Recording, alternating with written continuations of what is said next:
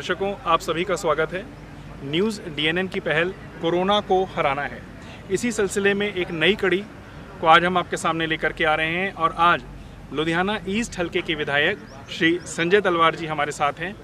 हम आज जानेंगे कि किस प्रकार प्रशासन, सरकार अपने भरपूर प्रयत्न कर रही है कोरोना की इस महामारी से अपने हलके के लोगों को बचाने के लिए, अपने प्रदेश के लोगों को बचाने के लिए और अपने शहर के लोगों को बचाने के लिए। संजय जी, आपका बहुत बहुत स्वागत है। आपने समय निकाला इसके लिए। हम ये जानना चाहते हैं कि आप खास करके ईस्ट हलका लुधियाना के विधायक हैं।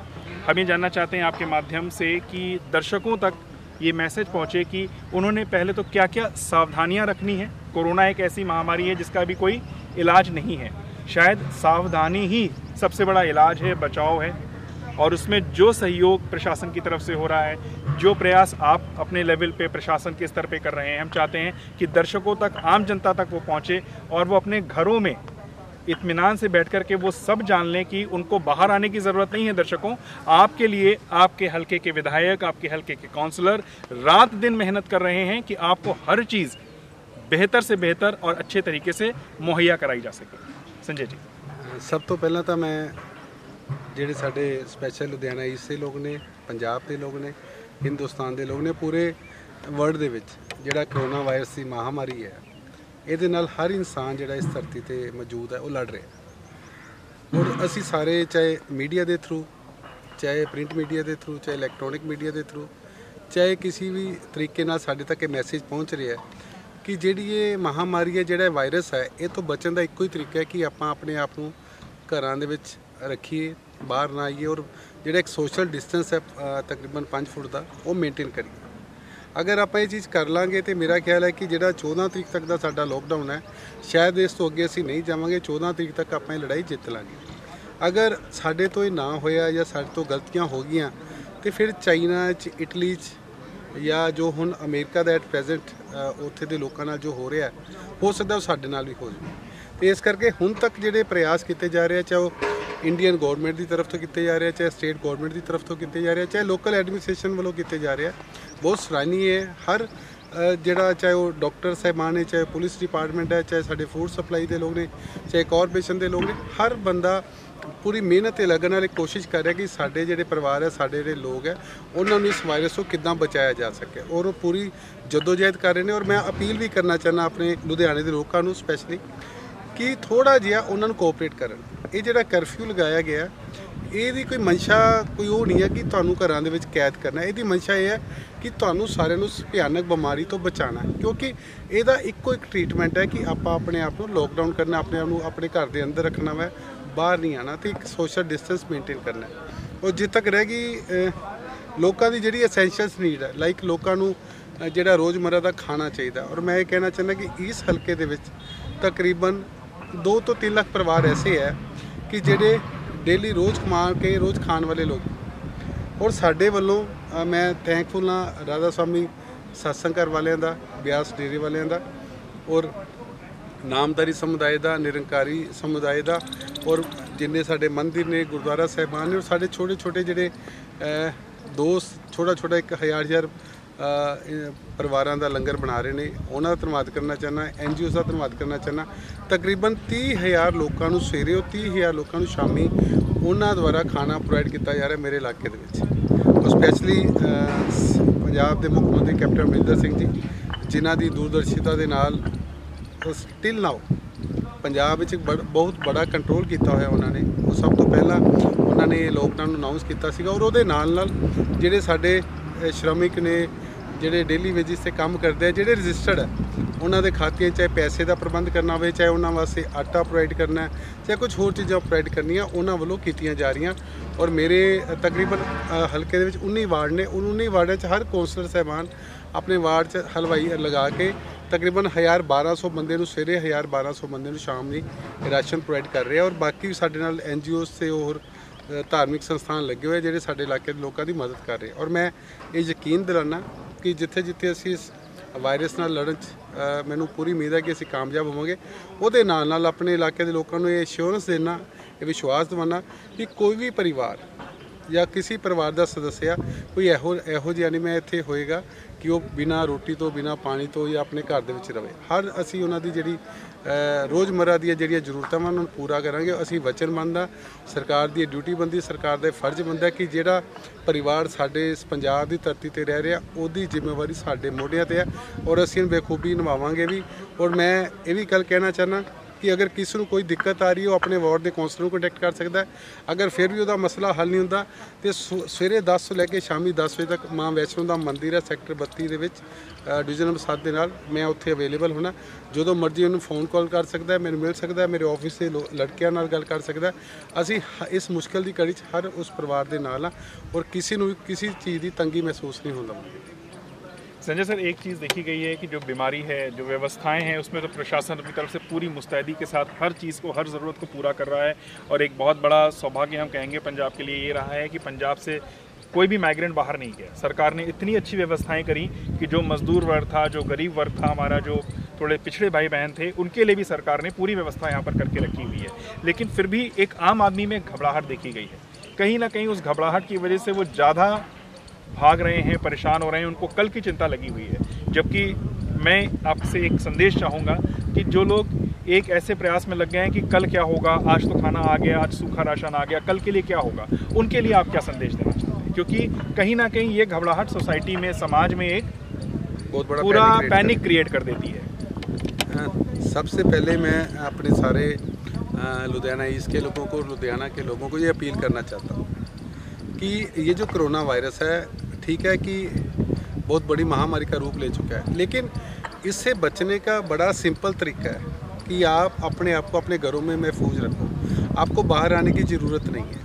Prevention is better than cure. अगर हम परहेज़ रखेंगे तो ये चीज़ हमें तंग नहीं कर पाएगी। सबसे पहले तो हमें ये करना पड़ेगा। दूसरा जो मेडिकल एडवाइस है, चाहे अपने हाथों को सैनिटाइज़ करो, चाहे अपनी बॉडी को सैनिटाइज़ करो, चाहे आप फेस के ऊपर अपना मास्क वेयर करके कि कभी जरूर किसी काम के लिए बाहर ज़रूरी आना पड़ता है तो वो चीज़ें कर आप बाहर आओ, तो ये वायरस आपको कुछ कहने वाला नहीं है। और दूसरी बात, क्योंकि कुछ लोगों में ये प्रॉब्लम आ गई कि शायद हमें यहाँ कल को रोटी नहीं मिलेगी या खाने की चीज़ें नहीं मिलेगी, मैं इस बात की गारंटी देता हूँ क्योंकि हमारी सारे मिनिस्टर साहबान, सारे MLA साहबान, सारे काउंसलर साहबान और टोटल की टोटल एडमिनिस्ट्रेशन इस काम पे लगी हुई है कि कोई भी परिवार, चाहे वो प्रवासी हमारे मजदूर भाई हैं, चाहे कोई भी कहीं से भी आए हुए हैं, किसी को भी हम रात को भूखा नहीं सोने देंगे। ये हमारी जिम्मेवारी है। वो इस चीज़ से मत घबराएं। अगर ये थोड़ा प्रॉब्लम बढ़ती भी है, खाने की व्यवस्था हमारे पास पूरी है और हम किसी को बिना खाने के नहीं रहने देंगे। ये हमारा वादा भी है, ये हमारी ड्यूटी भी है। और इसलिए आप इस चीज़ से घबरा कर अपने घरों से बाहर निकल कर आप अपने, चाहे यूपी बिहार के लोग हैं, चाहे कहीं और से आए हुए हैं,